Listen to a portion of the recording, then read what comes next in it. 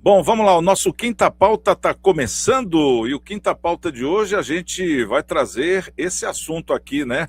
O Brasil falando não aos Estados Unidos naquele quesito das terras raras, a gente vai entender. Conosco hoje temos aqui o nosso querido Marcelo Rocha, também o doutor Ricardo Gama e o nosso Paulo Eduardo Costa, o Conde, né? Trazendo aí também seus comentários. Então vamos entender aqui essa notícia, o que o Brasil não entendeu, o que o Brasil entendeu, os americanos é que não entenderam nessa questão da terra rara, porque até semana passada parecia estar tudo certo, inclusive uma reunião com Lula e o Trump marcada para março.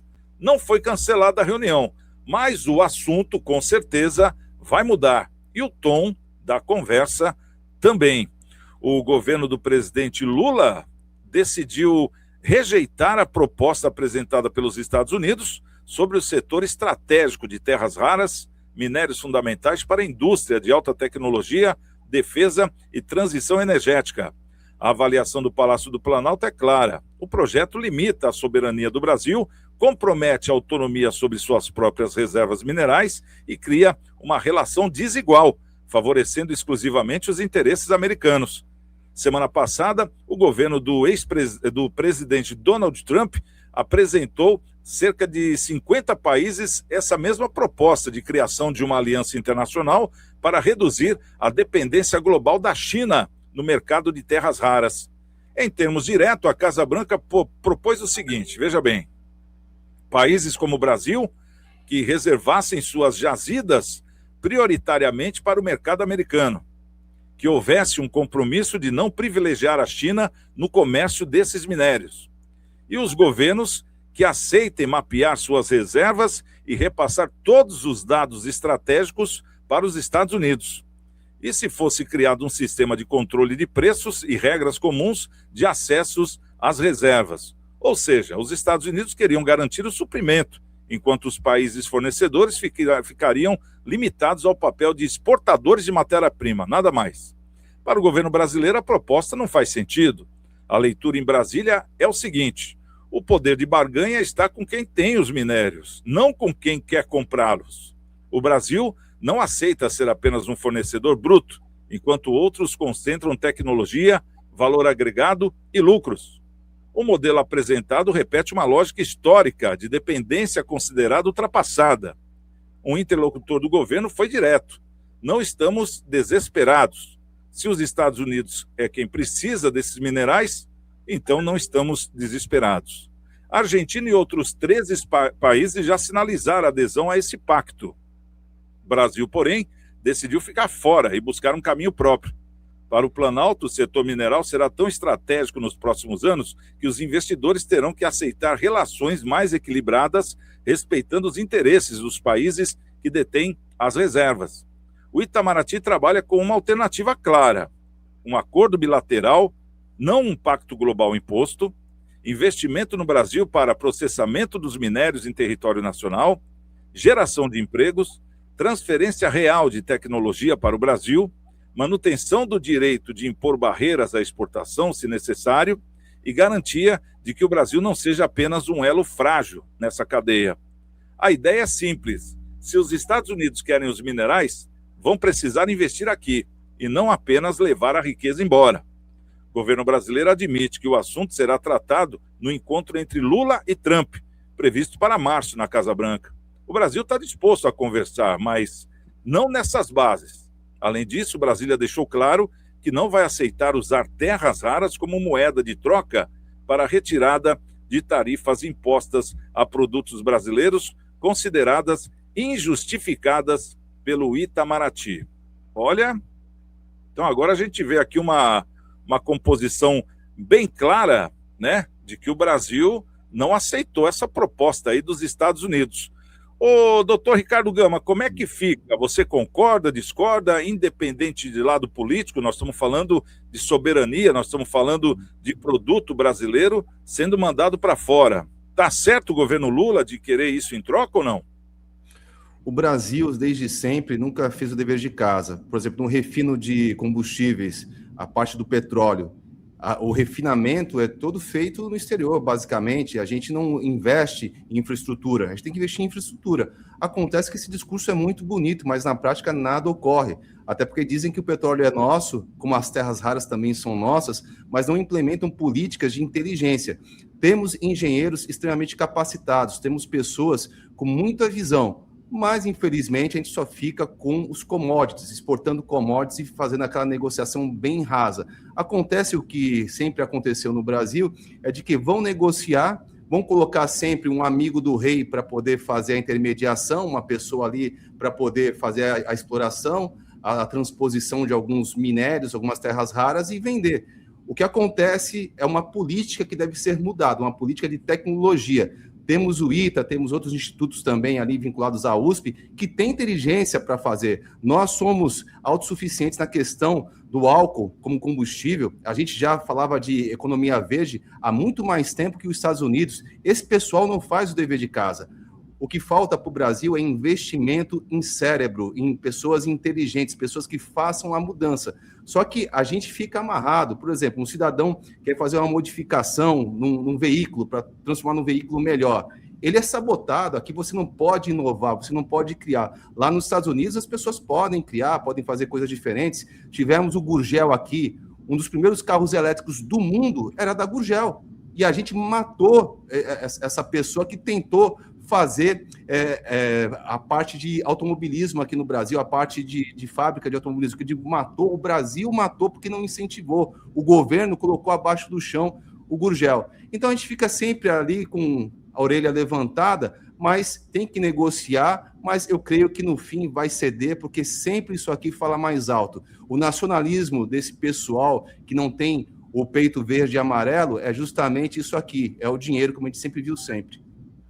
Ô, Marcelo, uma coisa que o Lula falou, acho que foi no seu segundo governo, que eu lembro, né? Uma passagem assim que me vem à cabeça, é que ele já falava sobre as terras raras naquela época, mas sem muito conhecimento. Até nós mesmos não tínhamos tanto conhecimento, né?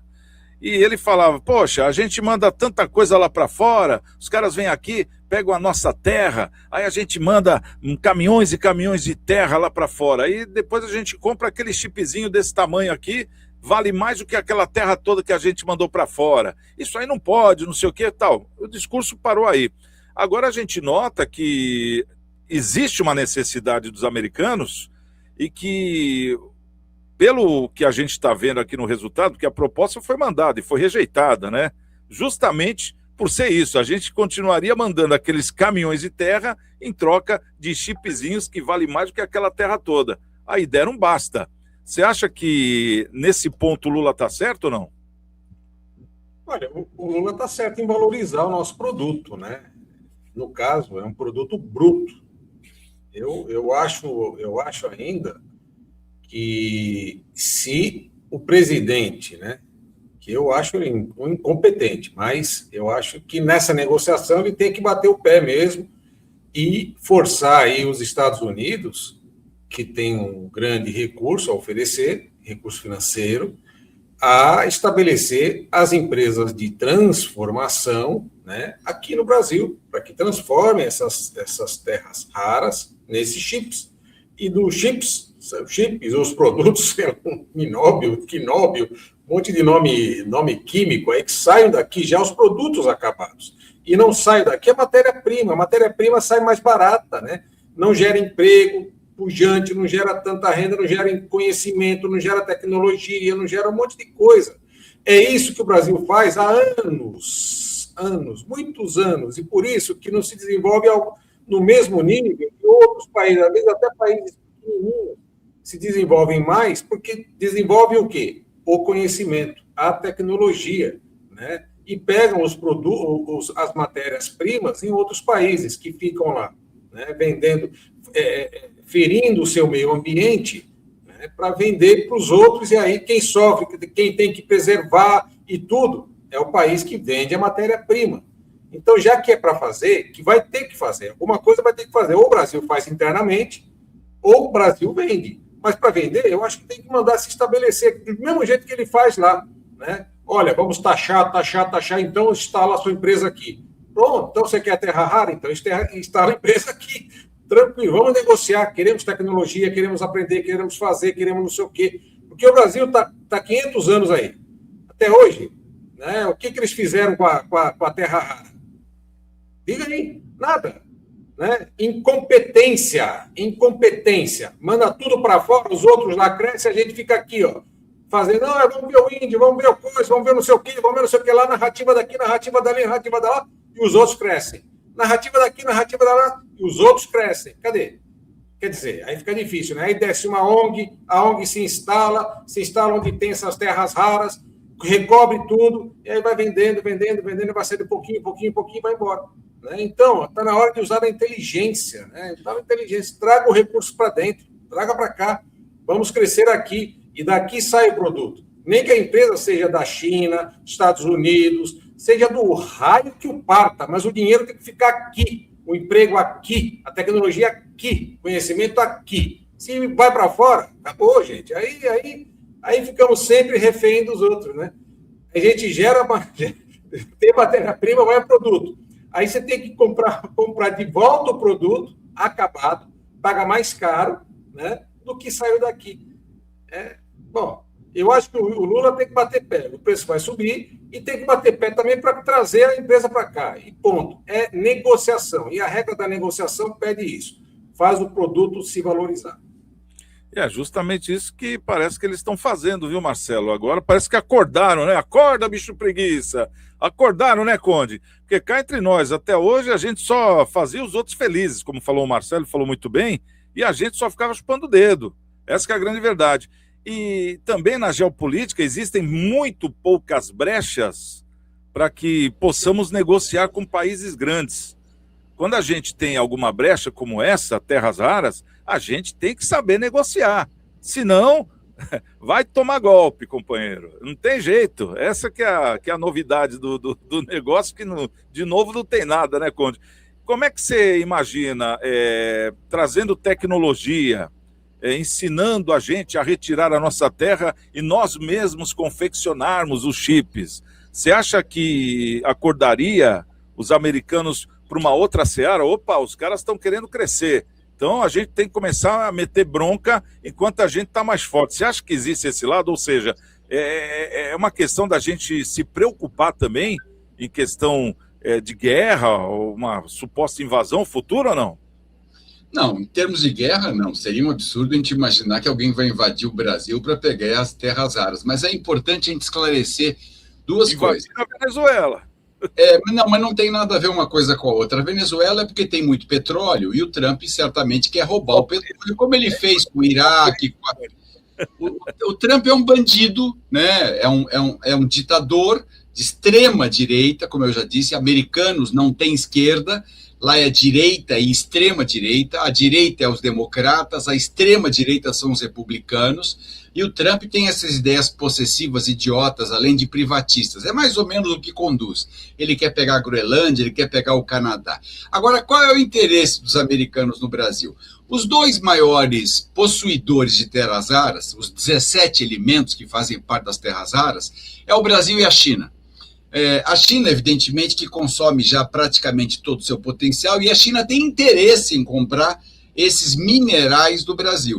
O que o americano fez? Depois de implantar a medida de 50% no comércio, do Trump fazer aquele monte de baboseira que ele faz frequentemente, ele está recebendo protestos horrorosos, milhões de pessoas têm ido às ruas pedindo o impeachment dele, aquele ICE, aquele grupo de perseguição de imigrantes, matou já 3 pessoas diante dos olhos de todo mundo, eles invadem as casas, rompem a Constituição, ditadorzinho mesmo, é um ditadorzinho num país democrático. Ele vai cair, eu já falei isso aqui, eu vou repetir, Trump despenca antes do fim do mandato, ele não vai chegar até o final com certeza absoluta, mas a técnica dele é explorar os otários, e ele considera o Brasil um país otário.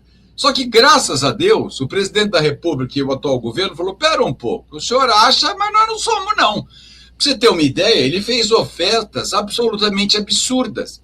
Ele ofereceu para o neodímio, que é um dos produtos, 60 centavos o quilo, quando, na verdade, esse é o valor do ferro. O ferro brasileiro custa 60 centavos. Ou seja, além de espertalhão, ele é um malandrão, sem dar nada em troca ao Brasil. E o Brasil não vai se submeter a isso nunca. O Brasil precisa de tecnologia. Para você ter uma ideia, o praseodímio, que é um dos produtos que eles mais compram, custa um quilo, R$353. Aí você fala, é o mais caro? Não. Nós temos térbio no Brasil. Térbio é um produto que não tem em lugar nenhum do mundo. Sabe quanto custa o quilo do térbio para vender no mercado internacional? 5.460. Então vem aí malandragem do americano achando que a gente é otário. Quer pagar por coisa rara e difícil o preço do ferro. Ferro todo mundo tem em profusão.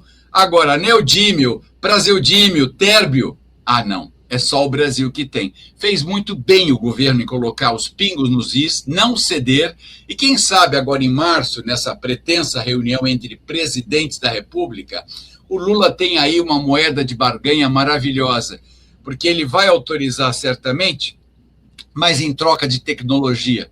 Ele vai autorizar certamente com alguma vantagem para o Brasil, para a gente não ser taxado de terceiro mundista idiota. Os americanos mandam lá nos Estados Unidos, aliás, mandam muito mal, porque o país está um colapso. Você não tem noção do que está acontecendo.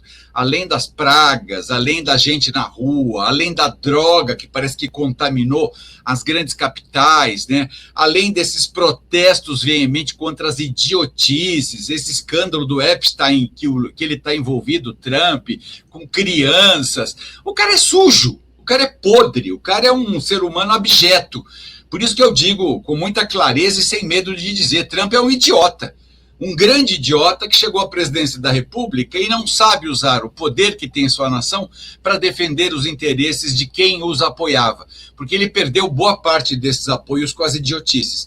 A Europa já refugou, a América do Sul está assustada.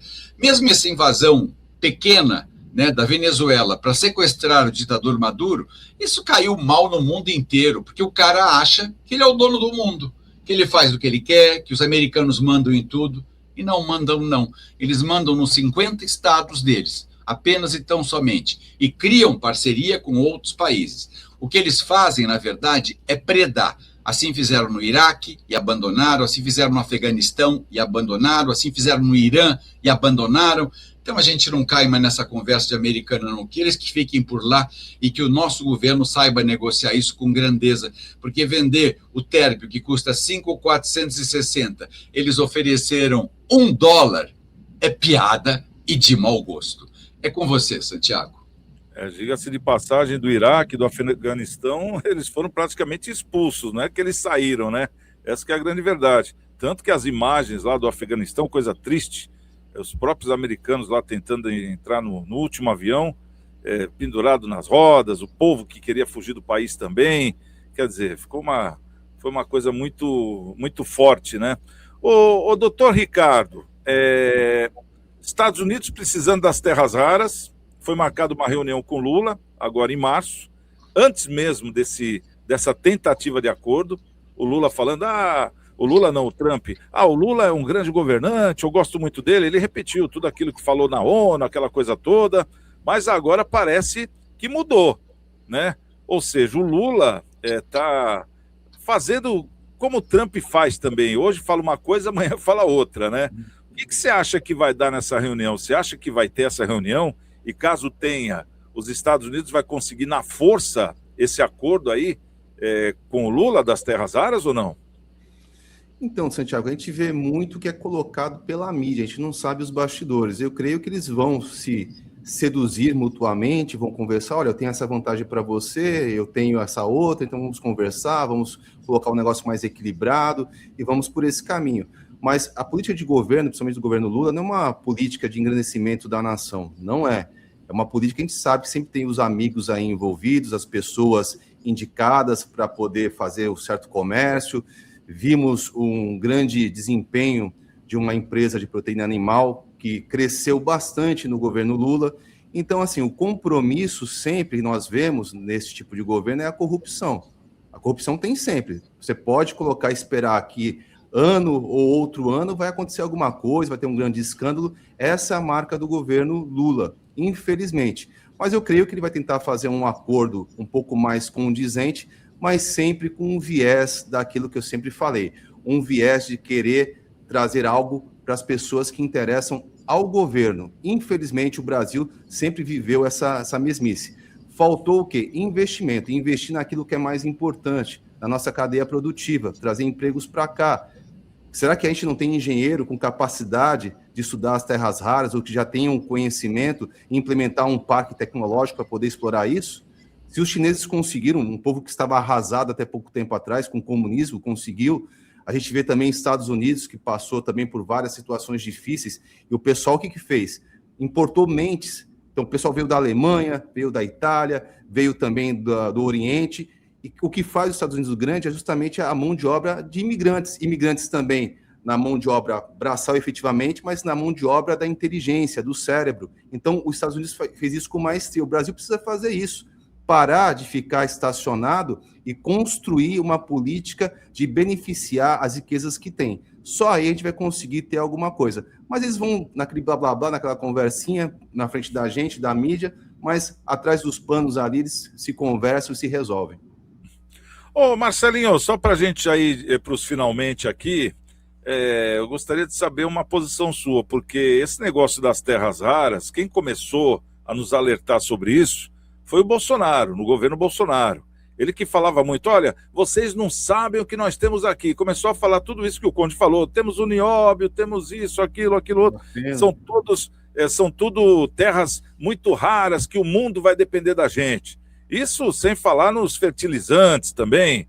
Mas, por outro lado, a gente vê que existe uma, como vou dizer assim, como você muito bem falou, hoje... pelas leis que são fechadas, não pode tirar o fertilizante. Nós seríamos o maior produtor de fertilizante do mundo, mas não podemos tirar o nosso próprio fertilizante e somos obrigados a buscar na Rússia, né, um fertilizante. E vários outros itens, como o Ricardo falou também, poxa, a gente só extrai o petróleo, mas a gente não refina, né? Não temos aí a tecnologia de refinamento na quantidade que o país precisa. Temos muito poucas refinarias, uma ou duas, né, no máximo, e não dá nem para o cheiro pelo que o Brasil precisa. Agora, o que você acha que tem que mudar? Porque não adianta também falar que os Estados Unidos não vai ter as nossas terras raras, mas se a gente também não tiver, ou seja, se as leis não mudarem, você acha que está faltando aí justamente uma mudança da legislação, uma coisa muito séria, para que viabilize a retirada dessas terras raras, desses produtos? Porque a gente vê, o Brasil não pode, mas os Estados Unidos, se oferecesse a grana certa, poderia. Como é que é isso, Marcelo? Onde nós estamos perdendo o fio da meada aí? O fio já foi perdido faz tempo, né? Se não fosse perdido, nós seríamos país aí de primeiro mundo fácil, viu? Fácil, não é nem fácil. Nós temos tudo aqui. Tudo que o mundo precisa, nós temos aqui dentro. Só não temos competência, inteligência e tecnologia. Infelizmente. Temos todo o material aqui dentro. E tudo que nós temos de bom vai para fora. Nossa inteligência vai para fora, nossa tecnologia vai para fora. Então, precisamos trazer isso aí de volta, né? E precisamos de um presidente competente, né? Que não seja tão baixo que nem esse que nós temos aí. Esse que não tem competência nenhuma para gerir o Brasil. Então, nós temos a grande chance de aposentá-lo agora, 2026. Vamos aposentar o Lula, está na hora, já está um idoso, né? Vamos colocá-lo no INSS para ver se ele vai conseguir viver aí com o INSS sendo tungado pelas instituições aí. Então, é a hora é agora para ver se coloca alguém, que seja alguém, não sei quem, né? Mas que seja alguém que tenha visão de futuro, um Estado leve, um Estado que produza, que tenha inteligência, invista nas crianças. Investir nas crianças é importantíssimo, né? Meio ambiente, não tenha dúvida, tudo é futuro, né? Investe hoje para depois de 10 anos, 15 anos e tal. Mas alguém tem que começar, e esse investimento de hoje não traz voto, não traz nada. Então tem que ter alguém descompromissado com reeleição e tudo mais.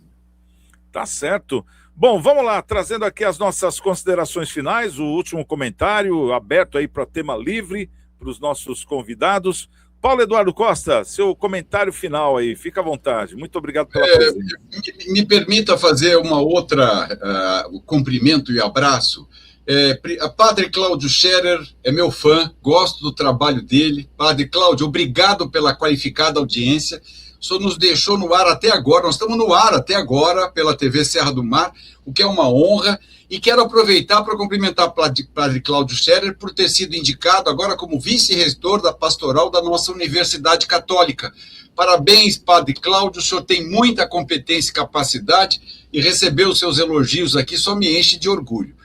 Mandar um abraço a todos, dizendo a você, Santiago, que é um prazer enorme eu estar aqui, especialmente com esses dois amigos, que eu não falo de balela, eu guardo no coração, eu tenho muita admiração pelo Marcelo Rocha, e passei a admirar o Ricardo Gama também, que é um amigo mais recente, mas é uma pessoa do bem. A gente vem aqui com respeito, concorda ou discorda, mas com respeito. Isso chama-se democracia.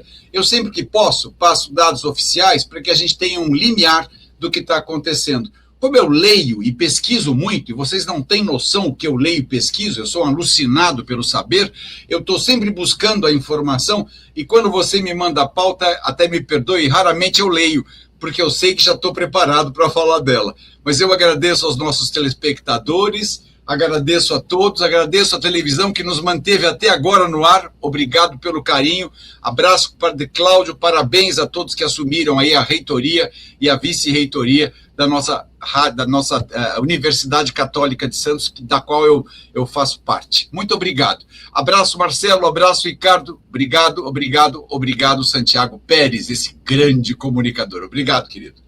Esse é o nosso conde. Ricardo Gama, seu último comentário, fica à vontade.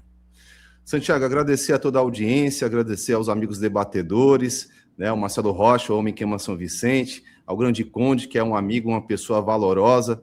Agradecer também a você que nos dá essa oportunidade, ao Padre Cláudio também, uma pessoa vocacionada. Eu sou fruto da Universidade Católica de Santos, sou formado lá com muito amor, com muito carinho, que me deu formações sólidas na parte católica, na parte do direito, acima de tudo. E agradecer sempre a todos que nos acompanham aqui. Quero dizer também que eu quase fui padre, quase fui também um membro do sacerdócio da Igreja Católica. Acabei desistindo, mas, acima de tudo, está no meu coração sempre a semente da Igreja Católica, as pessoas que me ajudaram a ter uma formação boa, e assim que a gente vive, agradecendo e tendo gratidão a todos. Muito obrigado sempre a todos. Bom, antes dos comentários do Marcelinho, vamos trazer o resultado da nossa enquete, né? Você concorda com Lula ao dizer que a eleição de 2026 será uma guerra? Sim ou não? Vamos ver o que deu aqui. Olha... o gozado que não apareceu aqui a enquete. Deixa eu ver se a gente consegue pegar por outro lado, enquanto o Marcelinho traz as suas considerações finais. Ainda bem que eu dei essa brecha, hein, Marcelinho? Vamos ver se eu consigo recuperar aqui a nossa enquete enquanto você se despede. Olha, estar aqui com esses dois queridos amigos é um aprendizado contínuo, né? Em todo evento que eu vou, em todo lugar que eu vou, e quando eu escuto, todo lado dele no programa é um aprendizado. É um aprendizado. E eu assim, eu realmente gosto de ouvir, porque cada audição que eu tenho é um aprendizado, porque ele conhece muito mesmo, não é puxando o saco, não. Né? Não é puxando o saco. Conhece. Pode ter... A sua posição é diferente do seu conhecimento. O que ele conhece é muito. O conhecimento desse homem é demais. Então a gente tem que aproveitar, tem que sugar mesmo. Quando está perto, pergunta, São Vicente, Santos, mundo, pergunta, porque realmente conhece muito. O Ricardo também é uma pessoa, olha, se acontecer de virar e tal, você pode ter certeza que eu vou estar acompanhado de pessoas de bem, né? E aqui nesta mesa tem pessoas de bem, só posso dar essa dica, né, para estar com a gente lá. Santiagão não posso nem dizer, né? O Padre Cláudio também, a confiança, né? De nos proporcionar a estar aqui, a liberdade, né, de fala e tudo mais. São poucas pessoas que têm dão essa confiança e nos proporcionam isso. Então, meu respeito, né, minha consideração a tudo isso. É a nossa querida, amada, estimada audiência também. Então, até o próximo programa. Bacana. E o próximo programa é amanhã, às 11h45 da manhã. Pessoal, vou ficar devendo a pesquisa, porque simplesmente a gente faz aí pelo YouTube, o YouTube parece que deu um pau lá, né? Então, vamos ver se a gente consegue recuperar. Caso consigamos, eu vou deixar aqui nos comentários do programa o resultado da nossa enquete, tá certo? Bom, quero agradecer então o Ricardo Gama, o Paulo Eduardo Costa, o Marcelo Rocha e principalmente a você, nossa audiência. Muito obrigado pelo carinho. A gente volta amanhã em mais um Cidades em Debate. Estamos com Deus e amanhã, quem chegar primeiro, espera outro. Até lá.